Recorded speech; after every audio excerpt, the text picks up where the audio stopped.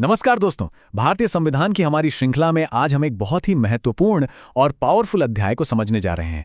ये है संविधान का भाग 6, अध्याय 5, जो कि राज्य के उच्च न्यायालय यानी हाई कोर्ट से जुड़ा हुआ है। तो चलिए बिना किसी देरी के शुरू करते हैं। जो लोग यूपी पुलिस एसआई या किसी भी कॉम्पिटिटिव एग्जाम की तैयारी कर रहे हैं, उनके लिए तो ये समझ लीजिए कि ये अध्याय एक गोल्ड माइन है। हाईकोर्ट से जुड़े सवाल लगभग हर परीक्षा में आते ही आते हैं और आज हम इसे इतने अच्छे से समझेंगे कि कोई भी सवाल छूटेगा नहीं।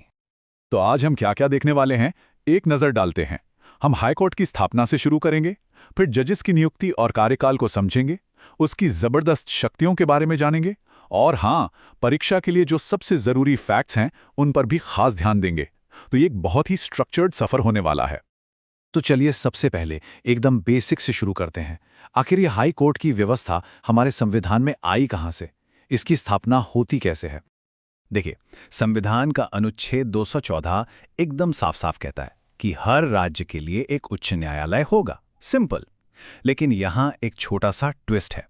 संसद अगर चाहे तो कानून बनाकर 2 या 2 से ज्यादा राज्यों या केंद्र शासित प्रदेशों के लिए एक कॉमन हाईकोर्ट भी बना सकती है।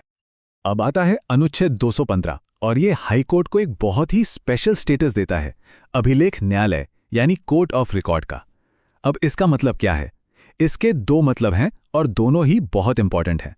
पहला, हाईकोर्ट के सारे फैसले और कार्यवाही हमेशा के लिए रिकॉर्ड किए जाते हैं और उनकी लीगल वैल्यू होती है। और दूसरा, अगर कोई कोर्ट की अवमानना करता है तो उसे सजा देने की ताकत भी हाईकोर्ट के पास होती है। तो बस ये इक्वेशन दिमाग में बैठा लीजिए। हाई कोर्ट मतलब कोर्ट ऑफ रिकॉर्ड। एग्जाम में सीधा सवाल आएगा, कौन सा अनुच्छेद हाई कोर्ट को कोर्ट ऑफ रिकॉर्ड बनाता है? जवाब है अनुच्छेद 215। सिंपल। ठीक है, तो हमने ये तो समझ लिया कि कोर्ट बनता कैसे है, पर इस कोर्ट को चलाते कौन है? जजेस। तो अब बात करते हैं जजेस की नियुक्ति, उनके कार्यकाल और उनको पद से हटाने की प्रक्रिया के बारे में। अनुच्छेद 216 हमें बताता है कि हर हाईकोर्ट में एक चीफ जस्टिस होंगे और उनके साथ कुछ दूसरे जजेस होंगे। अब सवाल उठता है कि ये दूसरे जजेस कितने होंगे? 5, 10, 20? तो ये तय करने का अधिकार हमारे राष्ट्रपति जी के पास है, जो समय समय पर जरूरत के हिसाब से इनकी संख्या तय करते हैं। अब नियुक्ति होती कैसे है? ये प्रोसेस बहुत जरूरी है। अनुच्छेद 217 कहता है कि अपॉइंटमेंट तो राष्ट्रपति ही करेंगे, लेकिन अकेले नहीं। इसके लिए भारत के मुख्य न्यायाधीश यानी चीफ जस्टिस ऑफ इंडिया और उस राज्य के राज्यपाल यानी गवर्नर से सलाह मशवरा करना जरूरी होता है। और ये नंबर 62, इसे तो आप हाईलाइट कर लीजिए, स्टार मार्क लगा लीजिए। हाई कोर्ट के जज की रिटायरमेंट की उम्र 62 साल होती है। ये सवाल इतनी बार पूछा गया कि मैं बता नहीं सकता। 62 साल याद रखिएगा।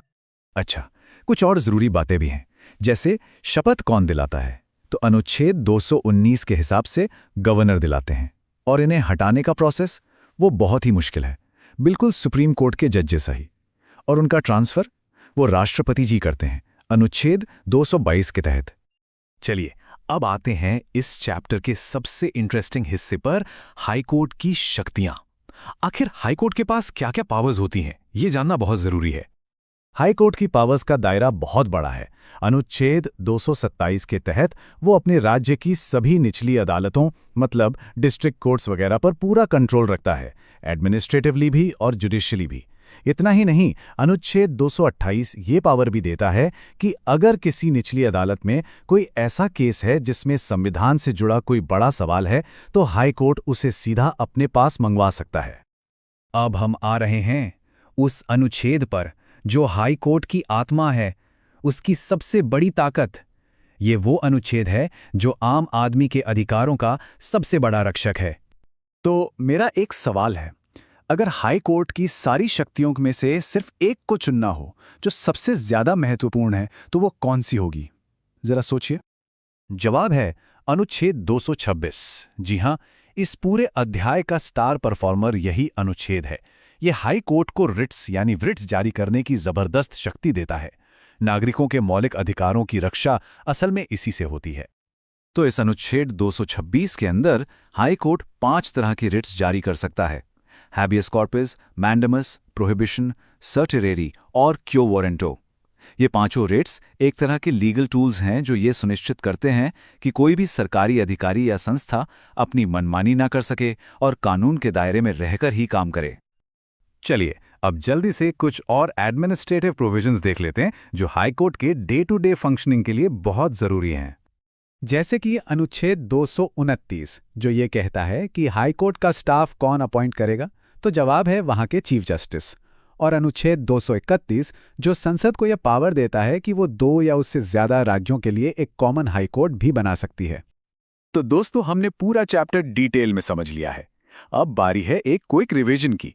एग्जाम से ठीक पहले बस ये पॉइंट्स देख लिए तो काम हो जाएगा, ये पक्का है। ये टेबल देखिए, ये पूरे चैप्टर का निचोड़ है।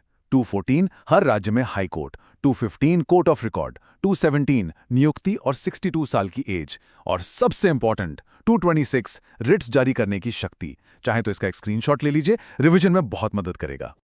एक बार फिर से मैं इस पर जोर दे रहा हूं क्योंकि यहां गलती होती है। हाई कोर्ट जज की रिटायरमेंट एज है 62 इयर्स, सुप्रीम कोर्ट के जज की एज 65 इयर्स होती है, उससे कंफ्यूज बिल्कुल मत होना। तो इस पूरे अध्याय से सबसे बड़ी सीख क्या मिलती है?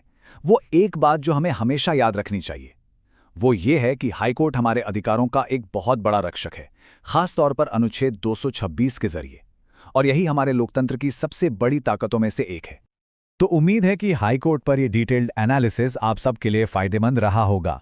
अगर ये जानकारी अच्छी लगी हो तो इसे लाइक और शेयर जरूर करें, और आगे भी ऐसे ही क्लियर कट एनालिसिस के लिए हमारे चैनल एम्बिस को सब्सक्राइब करना बिल्कुल ना भूलें। धन्यवाद।